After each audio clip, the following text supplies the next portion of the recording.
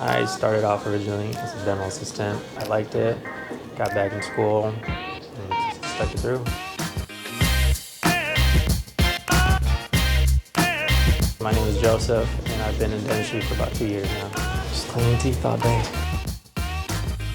I mean, no, it is just that, but it's more so than that. I see my patients, they come because they're lacking the confidence, and they haven't been dentists in years. You know, I look at myself as like a confidence doctor, just giving that confidence back to them. That's what I do every day. I call it the ray gun. It's the x-ray machine that we have, literal x-ray gun. It's fun to explain to patients when they ask. If you're looking for a new dentist here in Andersonville, we're a new upcoming dental office. We got a great team here, front and back. We're happy to have you.